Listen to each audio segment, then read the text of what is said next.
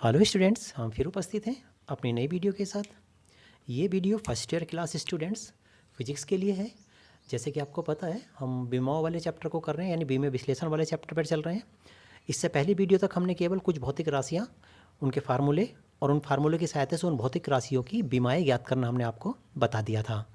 लेकिन अब क्या बात करेंगे हम? अब बात करेंगे कि बीमाओं के हमारे यहाँ पे कौन कौन से उपयोग हैं, कौन कौन से अनुप्रयोग हैं, यानी हम बीमाओं का उपयोग कहाँ कहाँ करते हैं, किस काम बीमाएँ आती हैं, उस बारे में बात करेंगे। तो सबसे पहले बीमाओं का सबसे पहला उपयोग आता है कि बीमाओं की सहायता से हम मात्रक कैसे ज्ञात करते हैं। यही हमने हेडिंग डाला हुआ, देखिए हेडिंग में क्या बताया, बीमाओं की सहायता से मात्रक कैसे ज्ञात करते हैं। आज आप सबसे पहले यही समझेंगे कि बीमाओं की सहायता से मात्रक कैसे ज्ञात किया जाता है।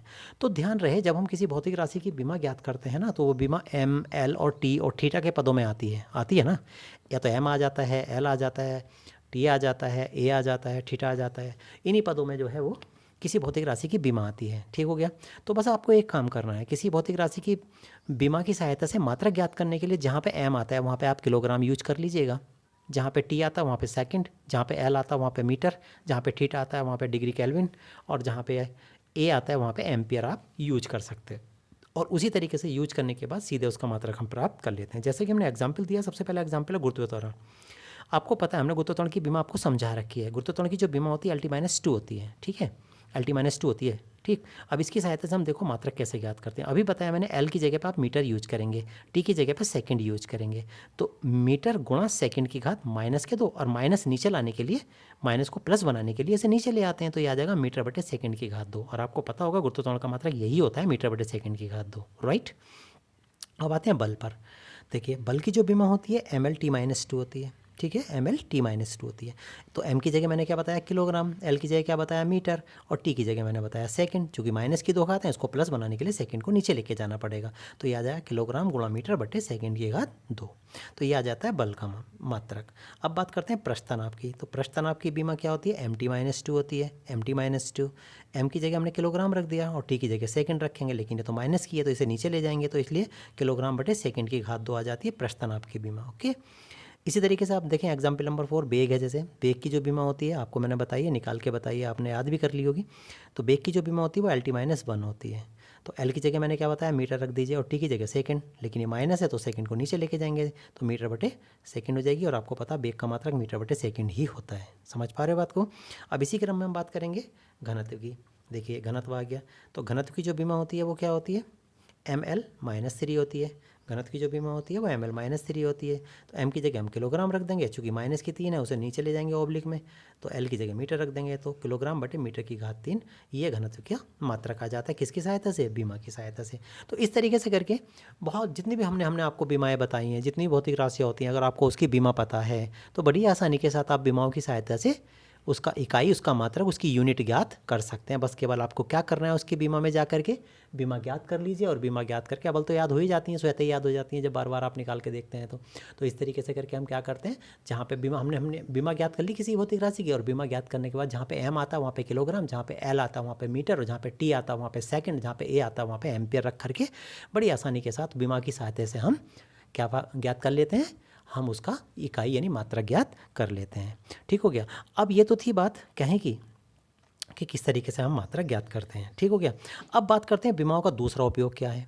दूसरा उपयोग क्या है, तो बीमाओं का जो दूसरा उपयोग होता है वो समीकरण की सत्यता की जांच करना होता है। सत्यता का मतलब होता है कोई समीकरण हमने दे दिया, आपको कोई फार्मूला दे दिया, आपको कंफर्म नहीं हो पा रहा कि वो फार्मूला सही है या फिर गलत है, तो बड़ी आसानी के साथ अगर आपको बीमाएँ निकालनी आती हैं तो बड़ी आसानी के साथ आप उसे देख करके ये बता सकते हो, उसको कलन करके, उसकी गणना करके, उसका विश्लेषण करके आप ये बता सकते हो कि ये समीकरण या ये फार्मूला जो हमें दिया गया है ये सही है या फिर गलत है। तो हम इसी यूज पर हम चल रहे हैं बीमाओं के, इसी प्रयोग पर हम जा रहे हैं, जो नेक्स्ट प्रयोग है बीमाओं की सहायता से किसी समीकरण की सत्यता की जांच करना। देखिएगा, देखिए हमने क्या हेडिंग डाला हुआ है, इसी तरीके से बीमाओं की सहायता से किसी समीकरण की सत्यता की जांच करना।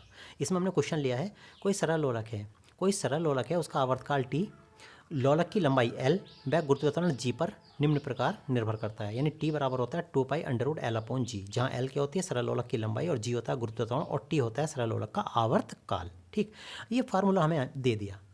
अब हमें ये नहीं पता ये फार्मूला यानी ये समीकरण या सूत्र ये सही है या फिर गलत है। ठीक है। तो हमें इसकी सत्यता की जांच करनी है। देखो, तो बीमा की सहायता दृष्टि से ज्ञात कीजिए कि समीकरण शुद्ध है अथवा अशुद्ध है।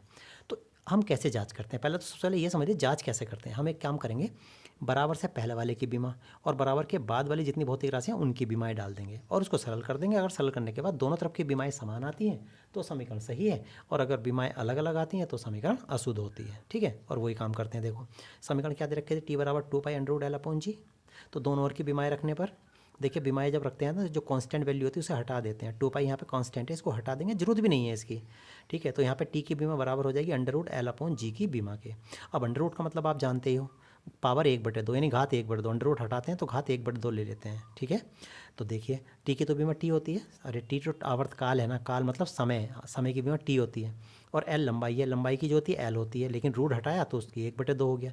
और जी गुरुत्वाकर्षण होता है, गुरुत्वाकर्षण की हमने समझाई आपको, LT-2 होती है, और चूंकि रूट तो पूरे पे है, नीचे से लेकर ऊपर तक है, तो इसलिए इस पर भी 1/2 आ जाएगी। अब इसको सरल करते हैं। टी की जगह तो टी अपनी जगह बना हुआ है, एल की 1/2 था ही, अब ये 1/2 टी की भी है और 1/2 एल की भी है, तो ये 1/2 घात इसको भी दे दो और इसको भी दे दो। तो जब इसको देंगे तो एल की 1/2 हो जाएगा, और टी की -2 तो था ही, और उसको गुणा 1/2 और कर देंगे, 2 से 2 कट जाएगा, और एल की 1/2 से एल की 1/2 कैंसिल हो जाएगा। यहाँ पे बचेगा -1, टी की -1, और जब टी की -1 ऊपर जाएगी तो टी की +1 हो जाएगी। देखो ये होगी +1, और +1 को दिखाते नहीं ना, यहाँ -1 ऊपर चला जाएगा टी, तो +1 हो जाएगी। +1 को शो नहीं करते हैं, बस केवल टी लिख देते हैं।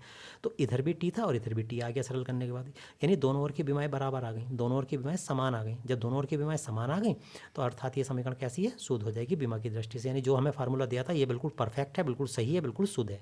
इस तरीके से करके हम जांच कर लेते हैं। इसी क्रम में हम जरा दूसरा एग्जाम्पल तो देखें इसका। ये दूसरा एग्जाम्पल क्या कहता है? मुक्त रूप से गिरते हुए किसी पिंड द्वारा चली गई दूरी का सूत्र S बराबर 1/2 GT² होता है, जहाँ S चली दूरी होता है, G गुरुत्वाकर्षण होता है और T होता है टाइम, समय प्रदर्शित किया जाता है। तो बीमा की दृष्टि से इस समीकरण की सत्यता की जांच करनी है। हमें ये बताना है कि क्या ये समीकरण सही है, ये फार्मूला सही है या गलत है। तो ठीक है, फार्मूला हमें क्या दिया? S बराबर 1/2 GT² दे रखा है। ठीक है, तो हम क्या करेंगे? दोनों ओर की बीमाएँ रख देंगे। 1/2 तो यहाँ पे कांस्टेंट वैल्यू है, तो S की बीमा जो बराबर हो जाएगी G गुणा T² की बीमा के बराबर हो जाएगी। S चली दूरी होती है, दूरी की L होती है, और G गुरुत्वाकर्षण होता है, इसकी LT-2 होती है, T टाइम है, समय, समय की T होती है, लेकिन 2 घात हैं तो 2 चढ़ा दिए हमने इस तरीके से करके। ठीक है, अब ये T की -2 है और ये T की +2 है, ये -2 और ये +2 है ना, ये आपस में कैंसिल हो जाएंगी। वैसे हालांकि मैंने अलग अलग करके दिखा दी, देखो ये ब्रैकेट को अलग अलग खोल दिया, यहाँ एल को अलग कर दिया, T-2 अलग कर दिया, T-2 और ये T की +2 ये कैंसिल हो जाएंगी। तो यहाँ एल है, यहाँ भी एल है, तो एल बराबर एल आ जाएगा। तो इसका मतलब दोनों तरफ की बीमाएँ समान है, और बीमाएँ समान होने की वजह से दी हुई समीकरण या फार्मूला जो है वो शुद्ध है। ठीक हो गया। तो इस तरीके से करके बड़ी आसानी के साथ, इस तरीके से बड़ी आसानी के साथ अगर तुम्हें किसी भी भौतिक राशि की या सभी भौतिक राशियों की बीमाएँ पता है तो निश्चित रूप से आप बड़ी आसानी के साथ किसी भी फार्मूले को या किसी भी सूत्र को, किसी भी समीकरण की सत्यता की जाँच बड़ी आसानी के साथ कर सकते हैं। ठीक है, फिलहाल तो आज इस वीडियो में केवल यही एग्जाम्पल आपके लिए लेकर के आए हैं। बाकी और जो इसके एग्जाम्पल हैं और जो उदाहरण है वो बाकी नेक्स्ट वीडियो में हम आपको दर्शाएंगे। तब तक के लिए धन्यवाद।